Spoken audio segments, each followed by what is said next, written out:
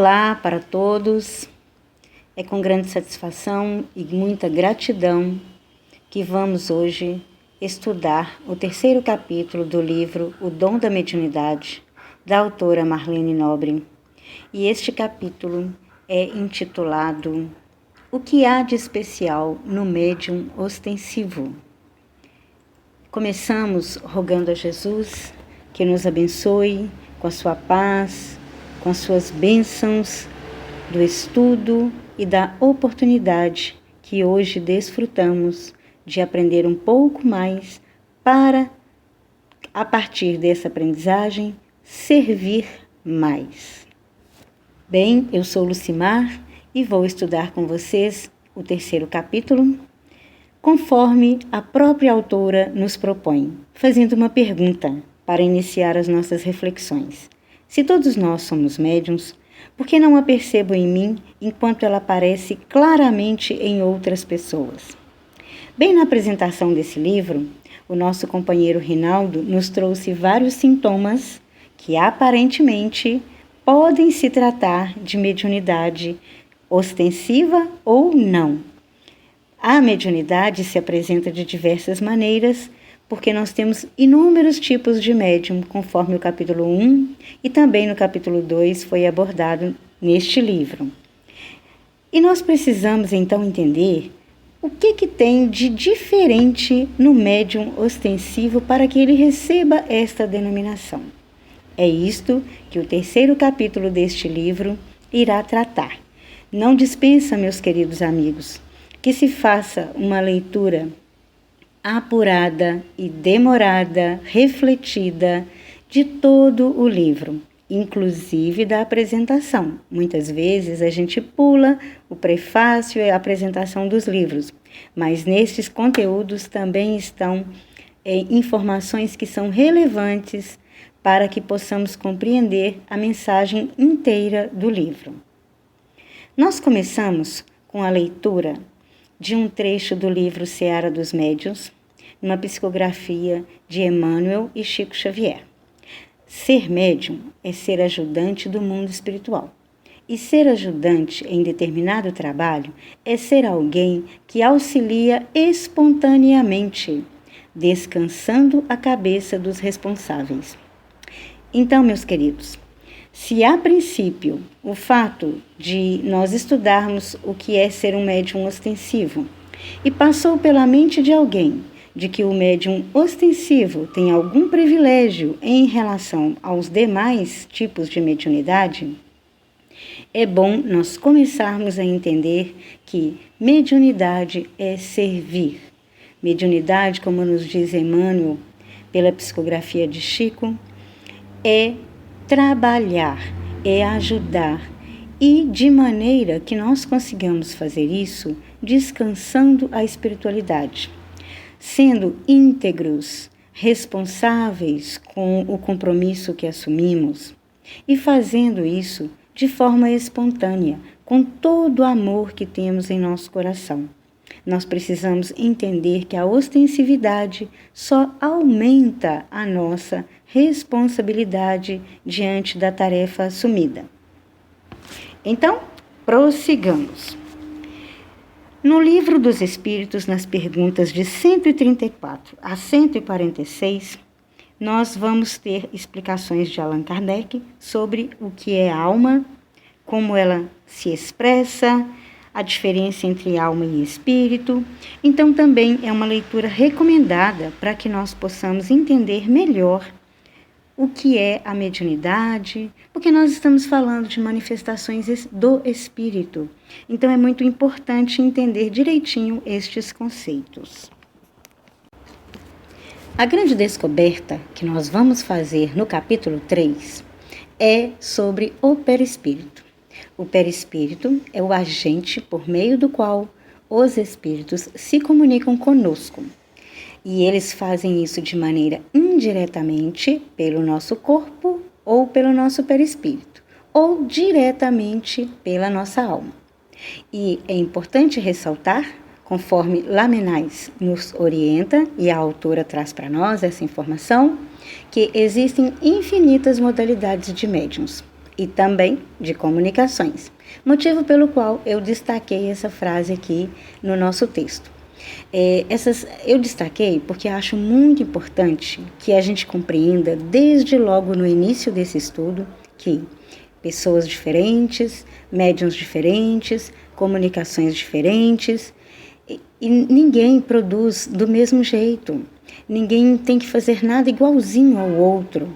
Cada pessoa tem sua característica, tem sua história, e todas as comunicações, todas as produções devem ser submetidas à análise, à verificação de pessoas mais experientes, porque o médium ostensivo, ele nasce preparado para esta ostensividade. Mas algumas pessoas se sentem portadoras desse tipo de mediunidade e, de repente, querem produzir coisas, seja por vaidade, seja por inocência mesmo, seja por desejo de ajudar, boa vontade, mas se você não tiver a característica de ser um médium ostensivo, não adianta que nesta encarnação você não conseguirá produzir os efeitos da mediunidade ostensiva. Você tem outro tipo de mediunidade, porque todas as pessoas são médiums. E toda essa mediunidade pode ser desenvolvida, se feito exercícios de se estudar, se der a oportunidade de trabalhar na seara do bem, mas há necessidade de uma programação especial. Muito bem, para nós entendermos o perispírito, eu trouxe essa imagem que não é do livro que nós estamos estudando, mas que irá nos auxiliar muito para entendermos o que é o perispírito. Provavelmente todo mundo aqui conhece abacate, uma fruta muito especial, muito saborosa, muito saudável, que contém gorduras boas, que deve ser consumida com moderação porque é bem calórica, mas é saudável. Mas nós não estamos falando de alimentação saudável, né? Temos que falar de mediunidade. E por que trazer o abacate? Porque o abacate tem várias camadas. Ele tem uma casca bem grosseira, porosa, cheia de buraquinhos às vezes, com algumas cicatrizes. Depois ele tem uma outra camada mais escura e vai mudando de tonalidade em 2 ou 3 camadas. Tem uma casca que protege a semente e, enfim, chega na semente. Nós somos assim. Nós temos várias camadas, vários corpos. Esta imagem é tão boa para a gente entender direitinho como nós funcionamos, que ela é usada na evangelização infantil, para ensinar as crianças que nós temos vários corpos. Temos o espírito, temos o perispírito e o corpo físico. Desta forma, meus amigos, o mais importante que nós precisamos entender nesse capítulo 3 trata-se de que todos nós somos médiuns porque todos nós temos perispírito, mas o perispírito do médium ostensivo possui uma organização especial para tal função. Esta imagem que trazemos é uma imagem que também não é do livro, mas que nos ajuda muito a compreender que o espírito é uma chama divina ligada aos vários corpos que nós temos. O corpo mental, o perispírito, o duplo etéreo, o corpo físico, que pode ser comparado à casca do abacate, aquela casca mais verdinha, mais grosseira, mais porosa, que por vezes traz cicatrizes. Algumas dessas cicatrizes, inclusive, são marcas profundas que são de outras existências ou mesmo de outros corpos que nós possuímos. Às vezes uma emoçãozinha que nós escondemos lá debaixo do tapete traz uma marca para esse corpo, o que constitui um desafio para a ciência, pois nós precisamos de desenvolver técnicas que tratam todos esses corpos. É o chamado tratamento holístico. E um desafio para nós, para que nós sejamos conscientes dos vários corpos que temos e da necessidade do cuidado com todos eles. Assim, muitas vezes, esconder um sentimento, esconder uma emoção que nós temos pode lesar o nosso corpo emocional e também trazer uma marca para o nosso corpo físico. Nós já sabemos que todos somos médiuns porque todos temos perispírito, mas sabemos que o perispírito, assim como as pessoas são diferentes, o perispírito também exige uma preparação, uma organização diferente. A autora nos traz como exemplo da mediunidade ostensiva, que merece destaque, a mediunidade dos santos. Inclusive, ela traz um livro que é A Mediunidade dos Santos, que eu ainda não li, mas despertei um interesse imenso de conhecer, porque nós precisamos de aprender com eles os bons exemplos, as boas referências para seguirmos, né? Nos desenvolvendo e nos aperfeiçoando. A mediunidade dos santos, ela traz como destaque porque a ostensividade que elas apresentam, inclusive, dá a eles a competência de, por vezes, aparecer em mais de um lugar ao mesmo tempo, porque o perispírito deles é formado de uma matéria mais diáfana, mais etérea. Inclusive, nós sabemos o exemplo de Santa Teresa d'Ávila, e nós, então, temos também como referência a parábola do festim das bodas, onde Jesus conta sobre a túnica nupcial. E essa túnica nupcial que ele se referia é justamente ao perispírito mais etéreo, a um perispírito que já foi transformado. Nós possuímos o livre-arbítrio de estudar, de fazer as opções, de aceitar as provas mais duras, como as provas que os santos aceitam, provas difíceis, provas duras, e ao aceitar provas que nós já damos conta delas, mas que elas podem nos ajudar na nossa evolução, nós vamos aos poucos depurando, aprimorando todos os nossos corpos que nós temos.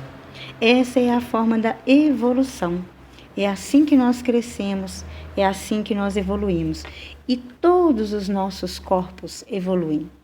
A cada reencarnação que nós temos, nós podemos renascer com mais chances de aproveitamento, é claro, pelo aprendizado que nós já tivemos e que guardamos das encarnações anteriores, e os nossos corpos também vão se aprimorando. O nosso espírito vai recebendo mais preparação de acordo com a evolução que os nossos corpos também dão conta de suportar, né? Os nossos espírito, os nossos corpos espirituais, perispiritual, eles estão vinculados e essa evolução é simultânea. Bem, eu espero que esteja ficando claro para todo mundo que todos nós somos médiuns, porque todos nós possuímos o perispírito. Todos nós temos a glândula pineal. Agora, o que depende para que nós sejamos os médiuns ostensivos é da organização que foi feita, o planejamento que foi feito para esta encarnação nossa. Que tipo de organização? Organização perispiritual. Organização do nosso plano reencarnatório, para que nós possamos ter as forças necessárias, os instrumentos necessários e o acompanhamento necessário da espiritualidade, para que nós possamos suportar as nossas provas preparadas para essa encarnação. Cada um a seu tempo, cada um à sua maneira, irá gradativamente, se não for nessa vida, em outra vida, experimentar a mediunidade, pois a mediunidade será um dos sentidos a mais que o homem encarnado nesse globo terrestre terá. Então é um exercício que nós vamos fazendo de desenvolvimento, de aprimoramento, que pouco a pouco vai se depurando e nos tornando mais sensível para captar, para compreender a mensagem dos nossos mentores espirituais.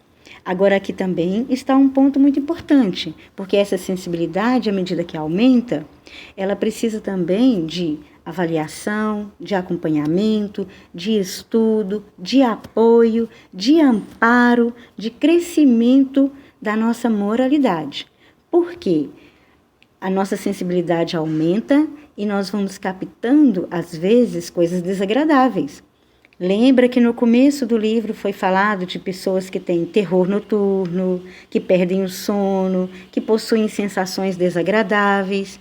Esse tipo de mediunidade, que também pode ser uma ostensividade, uma percepção mais ostensiva da mediunidade, está vinculada a sensações negativas, que precisam de ser depuradas, trabalhadas, orientadas e transformadas em possibilidades de servir, em possibilidades de trabalho, em possibilidades de consolar outros espíritos que sequer têm a percepção de que já não possuem aqueles corpos que nós mostramos na tela anterior, que não possuem o corpo físico, que não estão mais encarnados entre nós.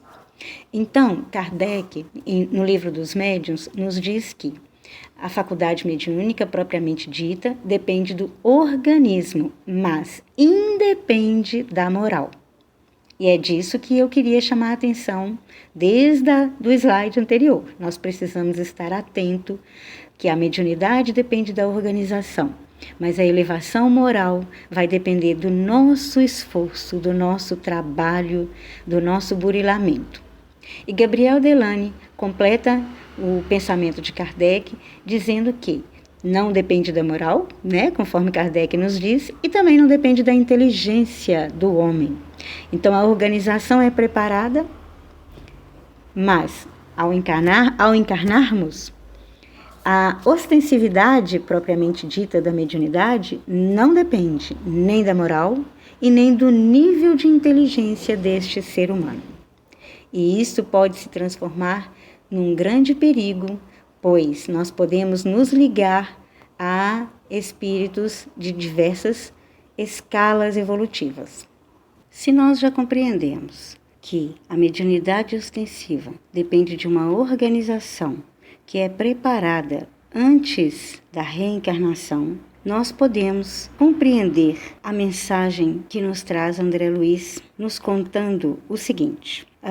A mediunidade mais comum é a mediunidade de prova. É a mediunidade que o médium segue encarnado, passando por provas, até atingir determinado grau de evolução, que inclusive nem precisa mais de se reencarnar. As provas mais duras são as provas que os santos passam, as provas limites, mas eles são preparados, eles já dão conta de passar por essas experiências tão difíceis. Tem até um ditado que nos ajuda a compreender, que Deus dá o frio conforme o cobertor. Então, eles não passariam, claro, situações que eles não estão preparados para passar e não seriam santos se não vencessem. Eles vencem porque o perispírito deles já é organizado, eles já têm condições, já suportaram as provas mais simples, já evoluíram e têm essa condição. E André Luiz nos relata que essa preparação do médium ostensivo, que é feita toda cuidadosamente antes da reencarnação, é feita para inúmeros espíritos. Ele nos traz o seguinte relato. Preparam-se aqui numerosos companheiros para a difusão da esperança e de consolos, de instruções e aviso nos diversos setores da evolução planetária. Mas vocês devem estar se perguntando, se é assim, todos que passam por essa preparação, todos que têm essa organização espiritual e perispiritual, estão vitoriosos desde já na mediunidade ostensiva? E aí os espíritos superiores nos respondem que, ante o assombro, é que não. A revelação é de que grande quantidade de candidatos ao serviço na crosta terrestre fracassam. Saem milhares de mensageiros aptos ao serviço, mas são muito raros os que triunfam. Alguns conseguem a execução parcial da tarefa, outros, muitos, fracassam de todo. Qualquer semelhança conosco mesmo não é coincidência, viu, gente? Nós, seguramente, estamos juntos para aprender, para estudar, para nos dar força, para não fracassarmos mais uma vez nesta seara bendita e dessa forma incentivar outras pessoas através do estudo, através da difusão da doutrina espírita, dos princípios espíritas, para que nós não sejamos os médiuns fracassados, para que nós possamos dar valor a toda essa bondade dessa organização espiritual, esse apoio, esse amparo que nós temos e dessa vez procurarmos nos elevar moralmente, aprender com Jesus, aprender o seu Evangelho, sermos médiuns juntos com essa bendita luz que é o Evangelho em nossas vidas. Nós sabemos que o algo mais, então, que tem no médium ostensivo está na relação entre o perispírito e o corpo físico, porque depende dessa organização. Nós sabemos que existem vários tipos de médium. Nós aprendemos isso até aqui. Nós aprendemos que nós temos vários corpos, que existe uma glândula que se chama glândula pineal, que é a responsável pela conexão entre os centros de forças e os chakras. Inclusive, esse é o assunto do próximo capítulo, que eu já convido vocês para semana que vem estar conosco para aprender sobre esse tema. Mas, meus queridos amigos, é muito importante que nos detenhamos com reflexão, com calma, sobre todos os tipos de mediunidade, sobre a literatura recomendada, para que possamos fazer o autoconhecimento, a autoanálise do que há em nós que pode servir para essa comunicação, para a difusão da esperança, do consolo, das instruções e dos avisos, conforme nos relata André Luiz, para que nós possamos ser médiuns da alegria, da bondade, do consolo, do remédio, do amor ao próximo, para que nós possamos ser enfermeiros e, sem sombra de dúvida, que nós não sejamos mais preocupação para a espiritualidade, que nós possamos auxiliar descansando a cabeça deles, como foi recomendado logo no começo desse estudo. E já caminhando para o final do nosso momento de hoje, eu queria trazer também do livro Seara dos Médiuns um pequeno trechinho da lição intitulada Faculdades Mediúnicas, que está na página 145. Está bem lá no finalzinho, porque eu comecei esse estudo deixando claro que muitas pessoas, por terem a mediunidade ostensiva, podem confundir isso com um privilégio. E assim que nós descobrimos que há toda uma preparação para isso, nós também gostaríamos de deixar claro que este privilégio é em servir. E aí trago esta mensagem final para que ficamos com a reflexão sobre essa humildade e sobre a oportunidade deste serviço bendito. Em mediunidade, portanto, não te des a preocupação de admirar ou de provocar admiração. Procuremos, acima de tudo, em favor de nós mesmos, o privilégio de aprender e o lugar de servir. Queridos amigos, queridos irmãos, amigos e irmãs, agradeço de coração pela oportunidade de estudarmos juntos. Que nós possamos ter compreendido que, acima de tudo, que além de tudo, estamos diante de um instrumento da bondade divina para a nossa evolução. Que nós possamos aproveitar bem essa oportunidade, servindo, consolando, amando e perdoando. Que Jesus abençoe cada coração, cada família, cada lar que um dia irá também assistir este estudo pelo YouTube. Gratidão eterna a todos vocês por me escutar, por me ouvir, por me dar esta oportunidade. Um grande abraço a todos.